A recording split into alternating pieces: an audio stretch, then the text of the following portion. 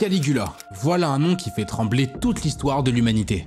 Ouais, à en croire ses contemporains, Caligula était un véritable psychopathe. On parle d'un homme accro à la décapitation, un homme débauché qui couche avec sa propre sœur, un homme qui a voulu nommer son cheval consul de Rome. Alors, d'où vient la terrible réputation de l'empereur romain?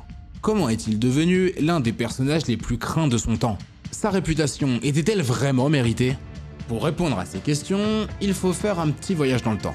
Et ça tombe bien parce que j'ai une histoire rien que pour vous aujourd'hui. Sans plus attendre, c'est parti.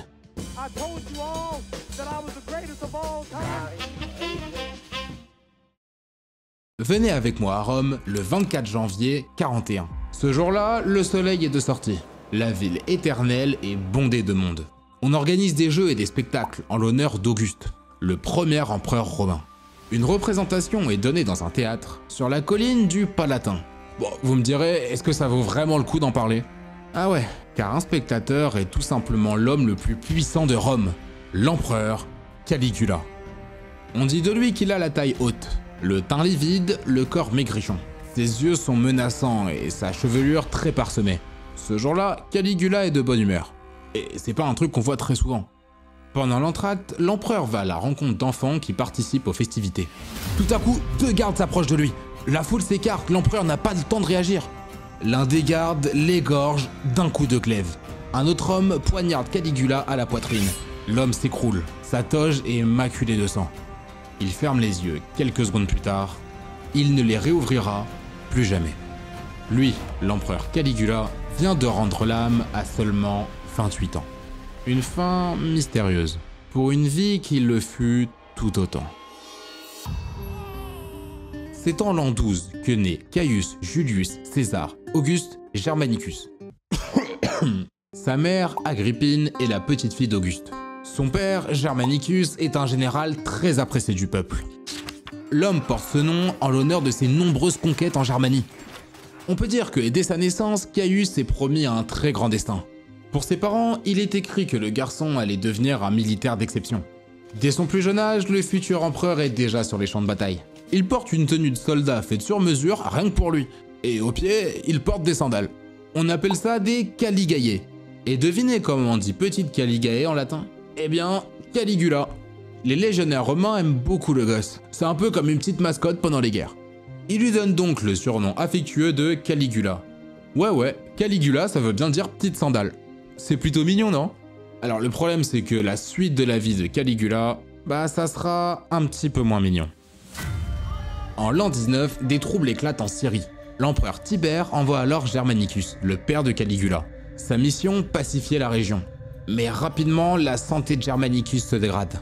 Il meurt finalement dans des conditions mystérieuses. Pour beaucoup, le général a été empoisonné. Sa mère accuse l'empereur Tibère d'être derrière ce complot. Elle fait trop de bruit et finalement, la famille de Caligula va tomber dans la disgrâce. Le garçon va alors voir plusieurs de ses proches mourir ou être exilés. Sa mère est carrément arrêtée. Alors qu'il a 16 ans, Caligula tape pourtant dans l'œil de l'empereur Tibère. Le jeune homme a de l'assurance et il parle très bien en public.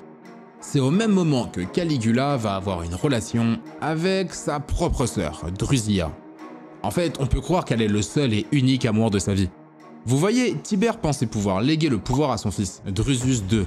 Le problème, c'est que ce dernier va mourir assassiné. Ah, un de plus, c'est pas de chance. Tibère a alors près de 80 ans.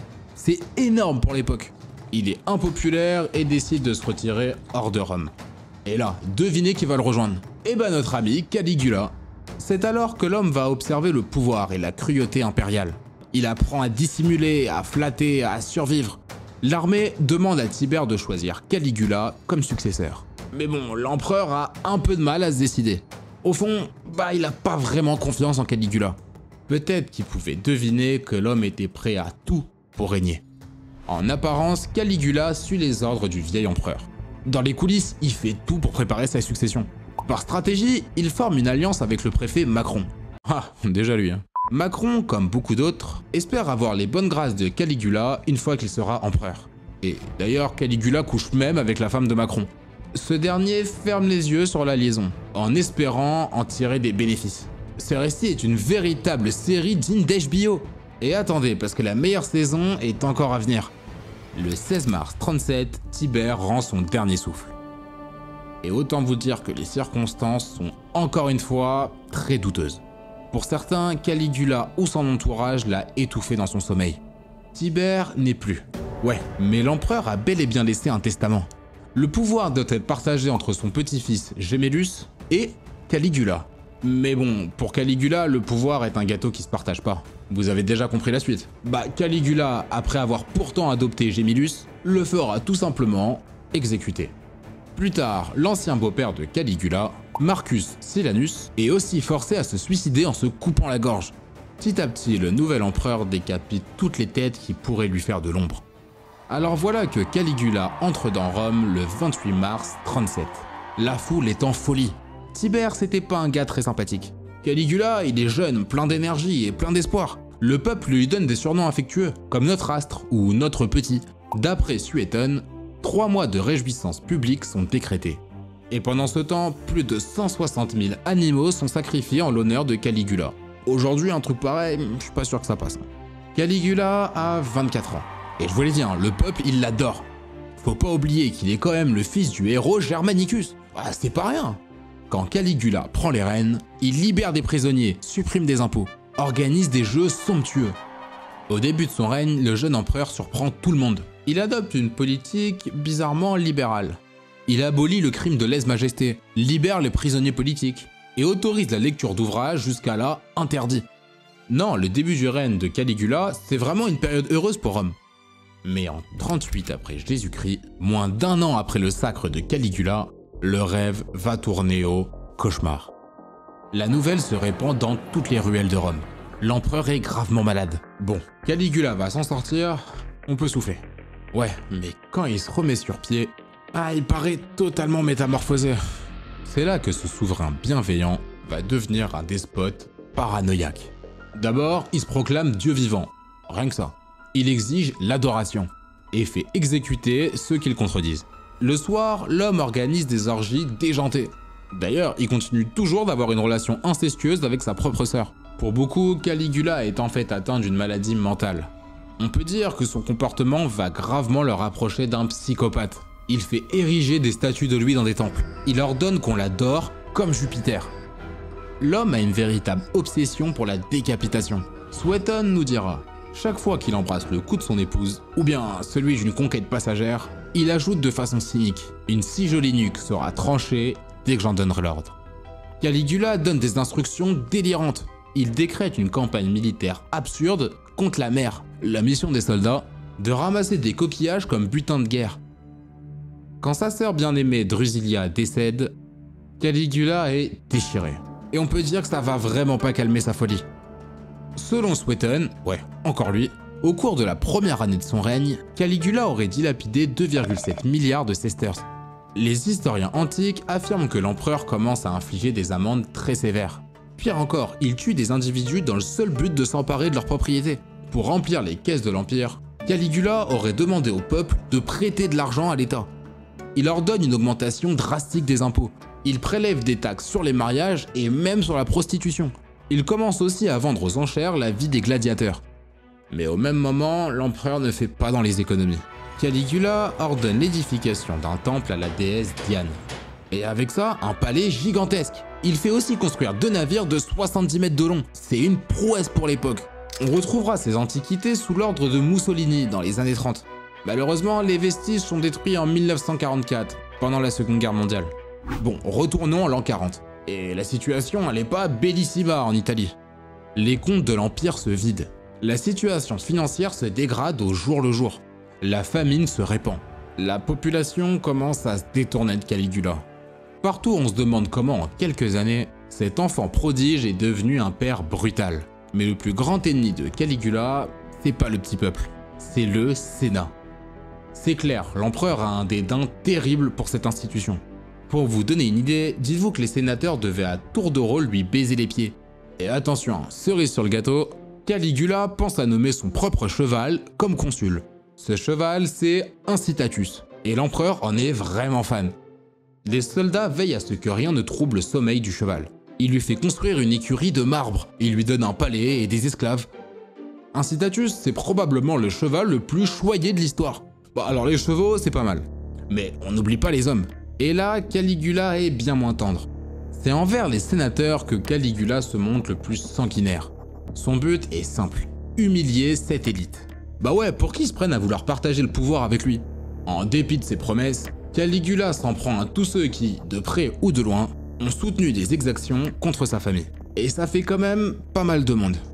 Bon, je résume la situation de Rome 4 ans après la prise de pouvoir de Caligula. Le trésor impérial est épuisé, le Sénat est humilié. Caligula exige une augmentation de la fiscalité pour renflouer les caisses qu'il a lui-même vidées. La peur et la colère montent parmi la population. On a bien compris que Caligula, c'est plus le gentil empereur de ses débuts.